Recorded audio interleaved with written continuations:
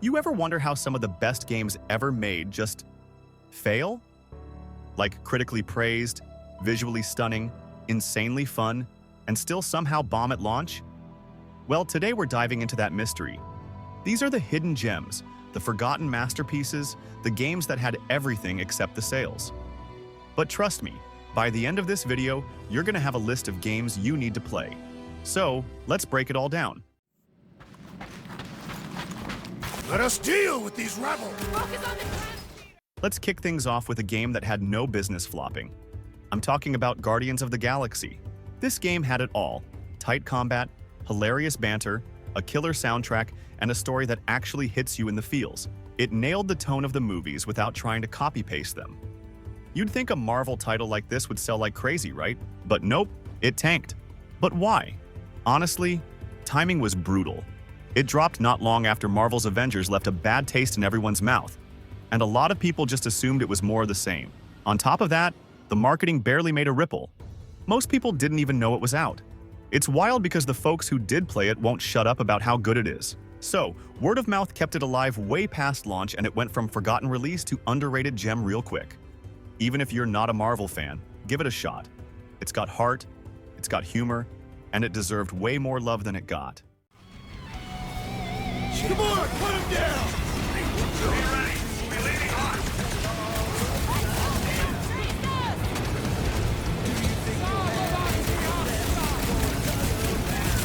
All right!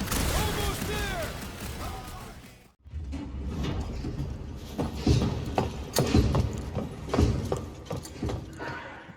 If you're into horror games, there's no way you haven't at least heard of Alien Isolation.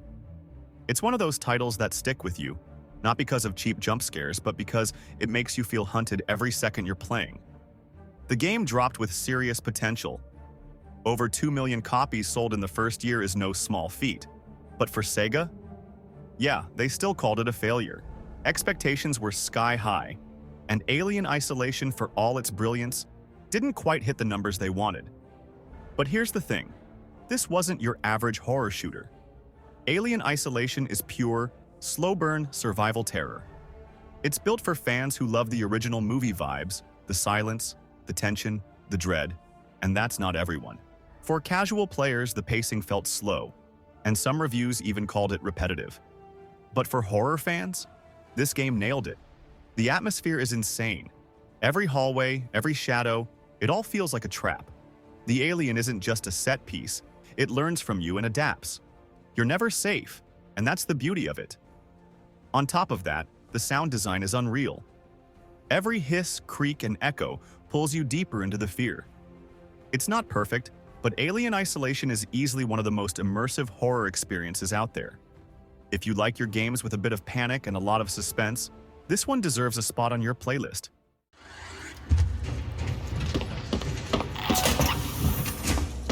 This could require my attention. Is anybody there? We really shouldn't be here. Calm down.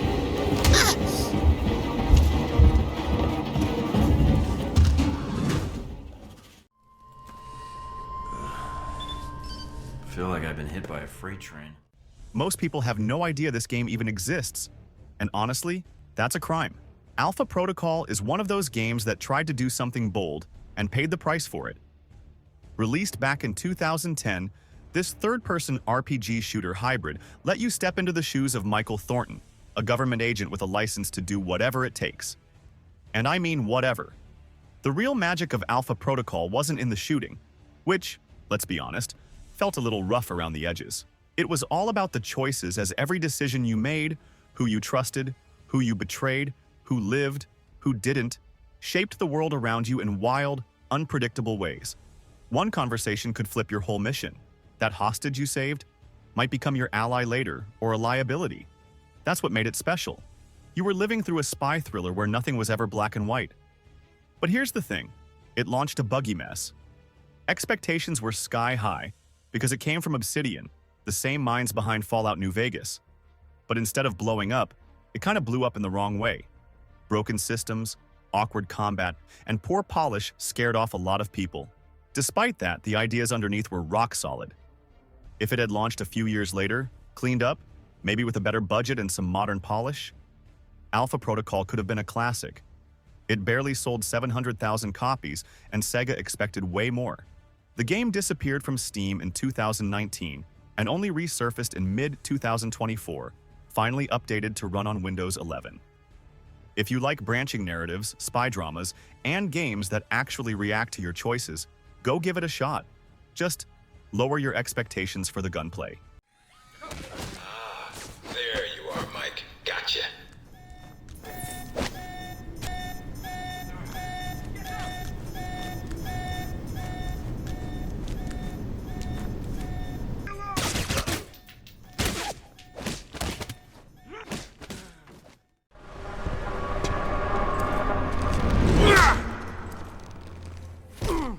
In 2029, the world's gone sideways. Humans with mechanical upgrades are treated like second-class citizens, forced to live in isolation while society pretends they're the problem. And right in the middle of all that chaos, Mankind Divided could have changed the RPG scene forever. It had everything going for it: a gritty, futuristic world, a story packed with moral choices, and gameplay that actually let you play your way. Stealth, hacking, brute force. You had options, and they all felt legit. But here's the catch. Before the game even dropped, it was already in trouble. The pre-order campaign was a total mess, with tiered rewards that made people furious. It looked like the devs were more focused on squeezing money than delivering a solid experience. And even after they scrapped that system, the damage was done, and trust was gone. Then came launch day, and yeah, it looked amazing, played great, but the story was cut short, like brutally short. You get to the end and it just stops. No real closure, just a big to-be-continued vibe that never actually got continued. Fans felt cheated, and honestly, they weren't wrong. Still, after a few patches and some decent DLCs, the game found its footing. For those who gave it a second chance, it turned into one of the most unforgettable cyberpunk experiences out there. But man, what it could have been if it hadn't stumbled so hard at the start.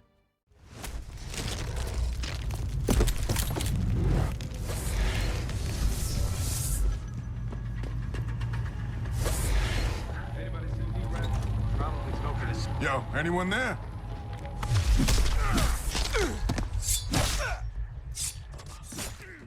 Hey guys, if you're enjoying this video, do me a favor and drop a like, subscribe to the channel, and hit that notification bell.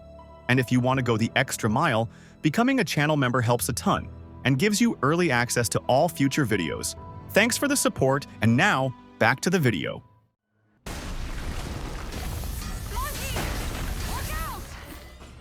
Enslaved is one of those games that had heart, soul, and a crazy cool setting, but somehow flew completely under the radar. It came from Ninja Theory, the same team that later made Hellblade, and honestly, you can already see the storytelling talent in this one. You play as Monkey, a tough survivor in a world taken over by rogue machines. He's forced to team up with Trip, a tech-savvy girl who puts a literal slave headband on him so he has no choice but to protect her. Yeah, the setup is wild, but it works. Their chemistry is great, the dialogue feels real, and the motion capture, especially from Andy Serkis' Monkey, is just next level.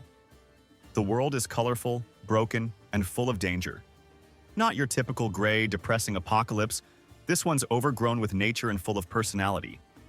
But even with all that going for it, the game didn't click with a mainstream audience. It launched with some decent reviews, but sales were way below what the studio needed. They were hoping to pass 1 million units, and it barely got halfway there. The sad part? They had plans for a sequel, but with those numbers, the whole thing got scrapped. Enslaved is now one of those forgotten gems people bring up in Reddit threads, saying, man, you have to try this if you missed it. And they're right.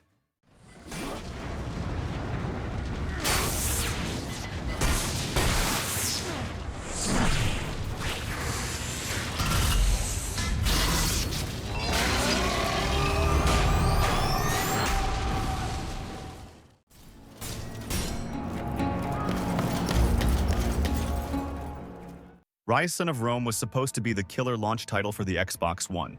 A brutal, cinematic trip through ancient Rome with jaw-dropping visuals and some seriously satisfying combat. It had everything to blow people's minds: epic battles, emotional moments, and a full-on Hollywood presentation. But here's the thing, after the initial hype wore off, It didn't take long for players to realize the gameplay was kinda shallow. Cool at first, but pretty repetitive. And once that started to show, word of mouth cooled down fast. Later, when it dropped on PC, it actually found a second life. The modding community picked it up, and a lot of new players gave it a shot thanks to sales and better optimization. People started to appreciate just how gorgeous and underrated it really was. Still, none of that could save its commercial performance. Reports say it only moved around 1.3 million units in 3 years. For a big-budget launch title backed by Microsoft and developed by Crytek, the studio behind the original Crysis, that's rough. No sequel ever came. And honestly, that kinda sucks.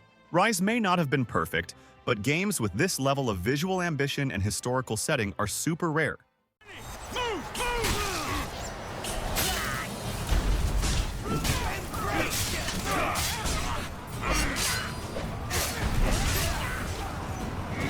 We must get to the palace gates. Our men can't hold out much longer.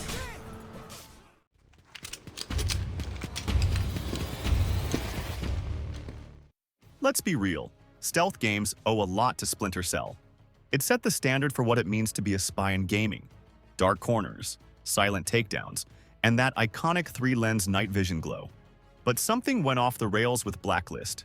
The game didn't bomb, but it didn't hit like the classics. Ubisoft tried to modernize it, adding more action-heavy gameplay to bring in a wider audience. Thing is, fans didn't want that. They wanted the slow, tactical, shadow-dwelling Sam Fisher. What they got felt like Splinter Cell trying to be Call of Duty. And then came the Sunlight missions. Yeah. Stealth in broad daylight.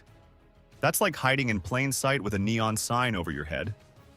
On top of that, they changed Sam's voice actor. For longtime fans, that was the final straw. It felt like the soul of the series had been swapped out. Even though Blacklist sold over 2 million copies, that just didn't cut it for Ubisoft. And since then, nothing. No sequels, no reboots, just radio silence. Well, except for Skull and Bones still floating around out there somehow.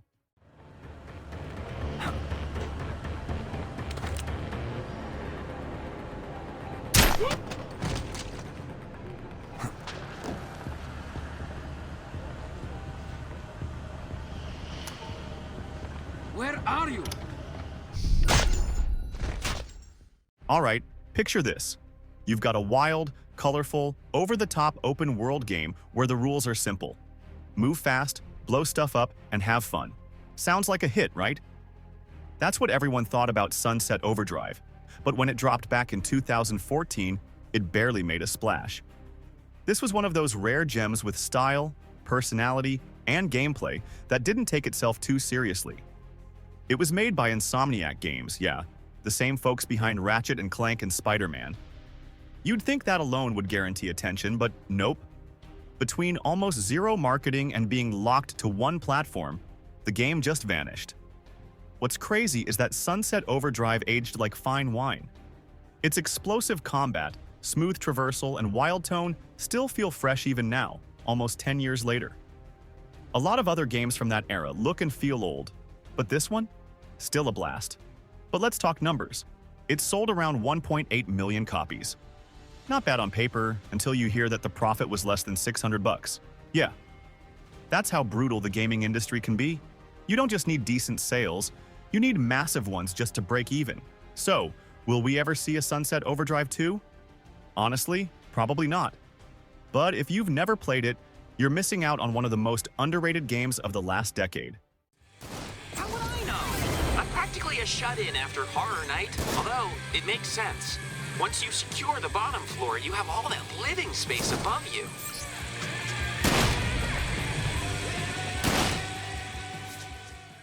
See that bus over there? It's filled with things. Spec Ops looked like just another generic military shooter. Explosions, guns, desert vibes. On the surface, it screamed just another Call of Duty clone, but that couldn't be further from the truth. This game hits different. What starts as a typical mission turns into a brutal, psychological descent that makes you question everything, your actions, your orders, even your own character. It's not just a war game, it's a gut punch wrapped in bullets and sand. What really held it back was the marketing. They sold it like it was mindless action game, when in reality, It was trying to do something way deeper. And because of that mismatch, a lot of people skipped it, thinking they'd seen it all before. But Spec Ops deserves way more respect. The gameplay is solid, yeah, but it's the story that sticks with you. Raw, uncomfortable, and haunting.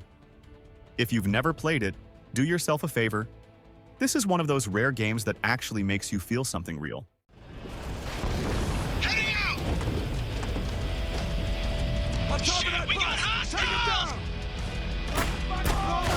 Watch out! Hostile down! Signals up! Let's move! Let's talk about one of the biggest recent letdowns in the gaming world, Immortals of Avium. This game was hyped as a flashy, magic-based first-person shooter, mixing fantasy and action in a way we don't see often. On paper, it sounded like a breath of fresh air. A brand new IP, bold visuals, fast combat, it had all the ingredients for success. But then it dropped, and crickets. Sales flopped hard, and just weeks later, EA laid off nearly half the dev team. The publisher blamed the saturated market, but insiders say the real issue was trying to launch a single-player shooter in a space dominated by multiplayer giants and established franchises. It just didn't stand a chance. Thing is, the game isn't bad. In fact, the combat's actually solid and visually it's stunning. The world is creative and the gameplay loop can be fun for a while. But the story doesn't hit that emotional punch, and the characters are pretty forgettable. After a few hours, it all starts to feel kinda samey. Still, it's one of those games that shows ambition. It tried to be different, and while it didn't stick the landing, Immortals of Avium proves that even with a massive budget and cool ideas, breaking through today's gaming noise is way harder than it looks.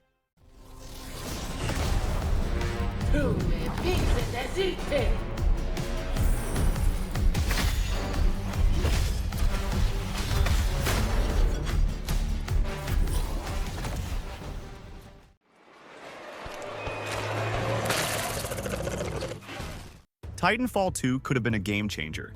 It had everything going for it: tight shooting, insane movement, epic mech battles, and a single-player campaign that honestly blew people away. No joke, that campaign is still one of the best ever dropped in an FPS. But here's the catch: it launched in the worst possible window, right between Battlefield 1 and COD Infinite Warfare. Yeah, whoever made that call clearly didn't think it through. The game got buried. While the first Titanfall moved around 10 million units, Titanfall 2 barely hit 4.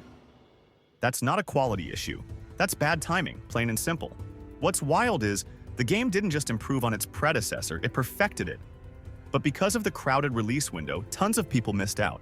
If you haven't played it yet, fix that. It's not just another shooter, it's one of those rare games that sticks with you long after the credits roll.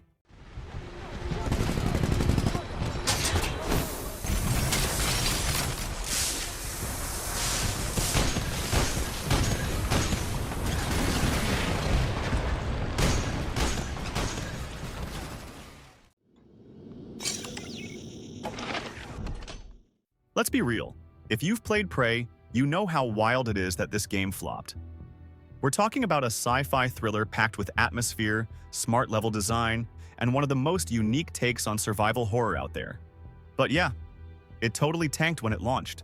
Prey came from Arcane, the same studio behind Dishonored. But while Dishonored got its flowers, Prey barely made a sound. Sales were reportedly down by over half compared to their previous hit.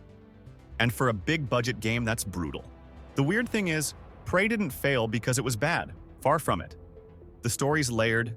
The setting is this eerie space station crawling with shape-shifting aliens. And the gameplay gives you real freedom to approach situations however you want. But maybe that was the problem. Too much freedom for folks who just wanted to shoot stuff. It also didn't help that it wasn't tied to a big franchise. No familiar characters, no hype train. Just a new name with a familiar title slapped on it, which confused a lot of people. Still, if you're into games that actually challenge you to think, Prey is worth your time. It's one of those underrated masterpieces that more people deserve to experience.